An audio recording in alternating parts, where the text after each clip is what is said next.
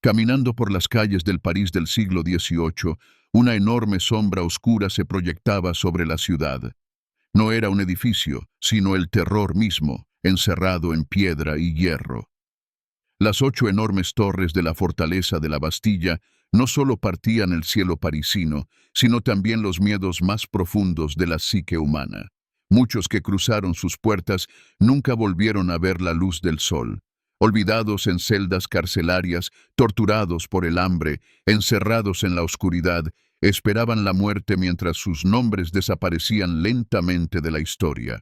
Hoy hablamos de esos prisioneros que la Bastilla se tragó y cuyo sufrimiento ni siquiera las llamas de la Revolución Francesa pudieron borrar. La Bastilla de Saint-Antoine no era simplemente una prisión. Su historia se remonta al siglo XIV. La construcción comenzó en 1356 bajo el reinado de Juan II, y luego Carlos V la completó, quien quería usarla como fortaleza para defender París de los ataques ingleses durante la Guerra de los 100 Años. Sus 8 torres masivas, muros de 6 metros y un foso de 16 metros de ancho, inicialmente representaban seguridad para los parisinos. La Bastilla nunca fue particularmente grande, solo 120 metros de largo y 60 metros de ancho. Sin embargo, esta área relativamente pequeña se convirtió en un símbolo de terror y sufrimiento en los siglos siguientes. Para el siglo XVII, la Bastilla ya funcionaba principalmente como prisión estatal. No llegaban criminales comunes, sino prisioneros políticos, disidentes religiosos y personas que habían sido arrestadas por orden real mediante las infames lettres de cachet, sin juicio. Estas cartas selladas por el rey podían llevar a cualquiera a las profundidades de la Bastilla sin que supieran de qué los acusaban o cuánto tiempo los mantendrían prisioneros. El sistema de lettres de cachet era el instrumento perfecto de la arbitrariedad real. Estas cartas podían ser emitidas no solo por el rey, sino frecuentemente por sus ministros o favoritos. No había posibilidad de apelación, no había juicio, y la duración del encarcelamiento dependía completamente del capricho de las autoridades. Quizás aún más aterrador era que no solo el Estado, sino también individuos privados podían solicitar tales cartas. Un cabeza de familia influyente podía solicitar el encarcelamiento de su hijo rebelde, su esposa díscola o cualquier otro miembro de la familia. La estructura interna de la fortaleza evocaba los círculos del infierno. En las 8 torres y las murallas que las conectaban había un total de 42 celdas de diferentes tamaños y ubicaciones. Entre las peores estaban las mazmorras subterráneas, los cachots, donde las personas permanecían de pie hasta los tobillos en agua, entre ratas, en completa oscuridad. En estas celdas, los prisioneros a menudo perdían la noción del tiempo y lentamente también su cordura. Quizás, sorprendentemente, el trato en la Bastilla dependía fuertemente del rango social del prisionero y de quién pagaba por su encarcelamiento. Los nobles y los más ricos frecuentemente podían traer sus propios muebles, libros e incluso sirvientes. Para ellos, la Bastilla era más bien un hotel incómodo que una verdadera prisión. Voltaire, el famoso filósofo y escritor francés, pasó 11 meses en la Bastilla entre 1717 y 1718. En sus memorias describe que tenía su propia habitación amueblada, donde podía escribir, leer e incluso recibir visitantes. Por supuesto, el tiempo pasado en la Bastilla aún lo afectó, y más tarde se burló amargamente del sistema judicial francés. Pero para aquellos que no poseían riqueza o conexiones influyentes, la Bastilla era el infierno en la tierra. Las celdas de los prisioneros comunes generalmente medían 3,5 metros por 3,5 metros, con mobiliario mínimo, un colchón de paja, una mesa, una silla y un cubo que servía como inodoro. La comida diaria de los prisioneros generalmente consistía en pan, sopa y algo de carne, pero esto se echaba a perder rápidamente en el frío húmedo constante. Particularmente cruel era la privación sensorial. La mayoría de las celdas apenas recibían luz natural a través de las estrechas ventanas enrejadas. Los prisioneros no podían saber qué hora del día era, qué estación. Sus relaciones humanas se limitaban a los guardias de la prisión, que a menudo eran crueles o indiferentes. No es de extrañar que muchos huyeran a la locura o al suicidio. En la Bastilla, el tiempo pasaba de manera diferente que en el mundo exterior. Las horas parecían días, los días parecían meses. Los prisioneros no sabían cuándo serían liberados, si es que alguna vez lo serían. Muchos de ellos estaban encarcelados sin sentencia judicial, meramente por la arbitrariedad real, por lo que no tenían un período de castigo definido. Esta incertidumbre constituía una tortura psicológica particularmente cruel. Desde el punto de vista higiénico, las condiciones en la Bastilla eran terribles. Los prisioneros rara vez podían bañarse y la limpieza de las celdas también era irregular. El contenido de los cubos de agua a menudo permanecía en las celdas durante días, esparciendo olores y enfermedades. El ambiente frío y húmedo era el caldo de cultivo perfecto para diversas infecciones, y la atención médica era prácticamente inexistente. El prisionero más famoso de la Bastilla fue sin duda el misterioso hombre de la máscara de hierro, quien nunca fue identificado oficialmente. Algunos historiadores sugieren que podría haber sido el hermano gemelo de Luis XIV, otros dicen que fue un ministro encarcelado por traición o incluso un miembro de la familia imperial. Lo que sabemos con certeza es que supuestamente tuvo que llevar una máscara de hierro forrada de terciopelo que cubría completamente su rostro. El hombre de la máscara de hierro fue mantenido prisionero en la Bastilla entre 1698 y 1703, y fue tratado con el mayor secreto durante todo el tiempo. Sus guardias recibieron órdenes de matarlo inmediatamente si intentaba revelar su identidad. Ni siquiera podía quitarse la máscara durante las comidas, y según la leyenda, ningún guardia jamás vio su rostro. Tras su muerte el 19 de noviembre de 1703, las autoridades hicieron todo lo posible para borrar las huellas de su existencia. Su celda fue blanqueada, su ropa quemada, e incluso los objetos metálicos que contenía fueron fundidos. Su cuerpo fue enterrado en el cementerio de Saint Paul bajo el nombre de Marchiali. Numerosas teorías han surgido a lo largo de los siglos sobre la identidad del hombre de la máscara de hierro. Algunos historiadores sugieren que era Eustache d'Auger, un simple lacayo que fue mantenido prisionero porque sabía demasiado sobre el escándalo de envenenamiento que sacudió la corte de Luis XIV. Otros creen que era Nicolas Fouquet, el antiguo ministro de Finanzas del rey, acusado de malversación.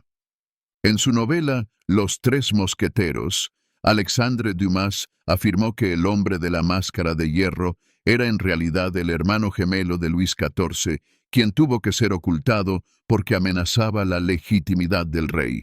Esta teoría, aunque extremadamente popular, es históricamente improbable. Si aún no te has encontrado con nuestro canal, vale la pena suscribirse para no perderte videos similares que exploran los rincones oscuros de la historia. Cada semana presentamos nuevo contenido que muestra los lados más oscuros de la naturaleza humana. Pero el hombre de la máscara de hierro no fue el único que tuvo un final miserable entre los muros de la Bastilla. El escritor Constantin de Renneville pasó más de 11 años en prisión porque supuestamente proporcionó información a Holanda. En sus memorias relató detalladamente las crueldades hacia los prisioneros, el frío, las ratas y la soledad. Describió cómo sus compañeros enloquecían lentamente, cómo la oscuridad y el aislamiento transformaban a hombres fuertes en sombras aterrorizadas.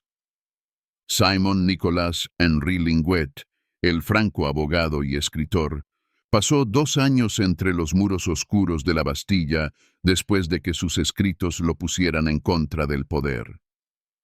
Después de su liberación, escribió en sus memorias que no era la tortura física lo peor, sino la presión psicológica, la completa incertidumbre, el aislamiento y la sensación de que el destino del prisionero estaba completamente a merced del capricho de otros.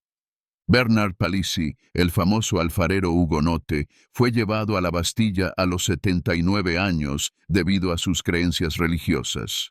Supuestamente, el rey Enrique III lo visitó personalmente y le ofreció su libertad si se convertía a la fe católica.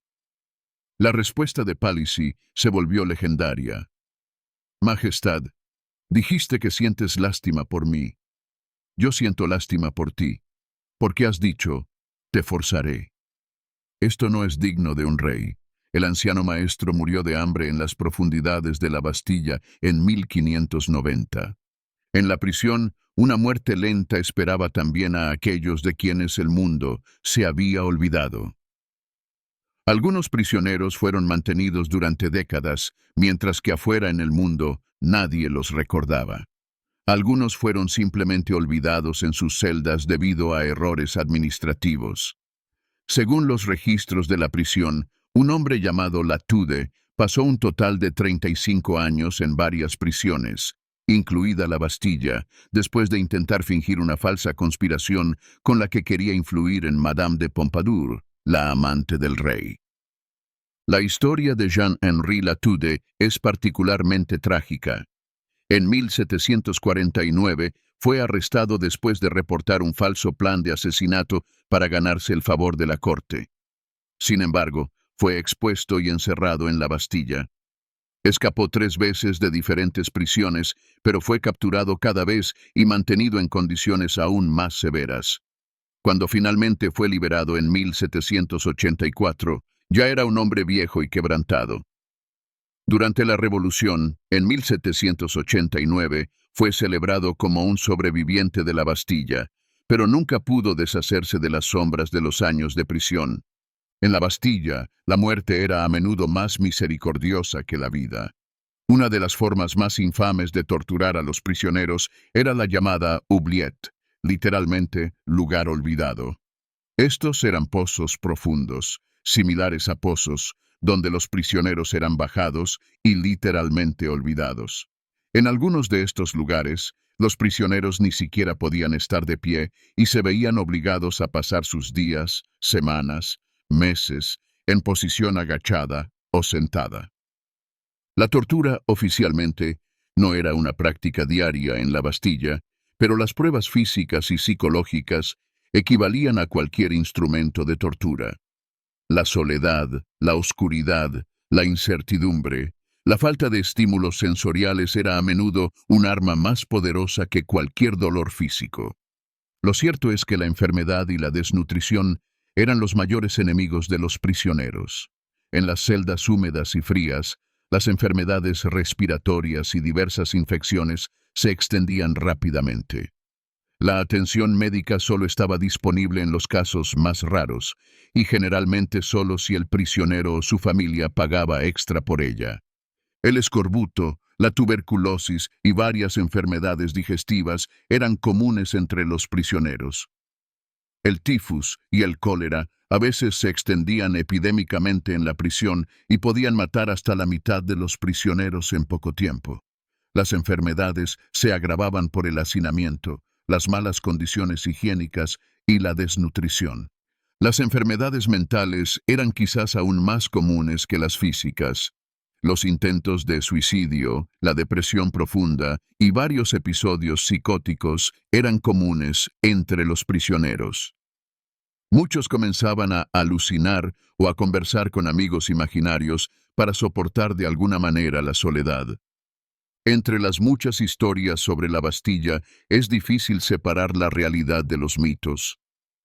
Parte de los horrores experimentados en la prisión solo se conservaron a través del rumor, mientras que otros están respaldados por registros contemporáneos.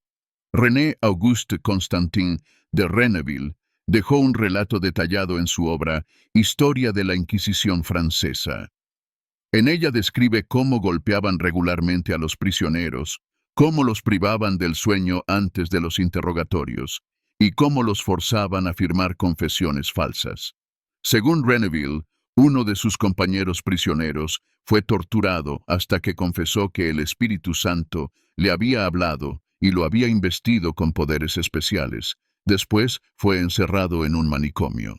Jacques-Pierre Brissot, quien más tarde se convirtió en uno de los líderes de la Revolución Francesa, supuestamente también experimentó la Bastilla. Según algunas fuentes, en el verano de 1784 fue brevemente encarcelado porque se le atribuyó erróneamente un panfleto que atacaba a la reina. Aunque fue liberado después de 2 meses, escribió en sus memorias que el mayor tormento no era el abuso físico, sino la presión psicológica, la completa incertidumbre y el aislamiento. El 14 de julio de 1789 marcó un punto de inflexión no solo para la Bastilla, sino para toda la historia de Francia.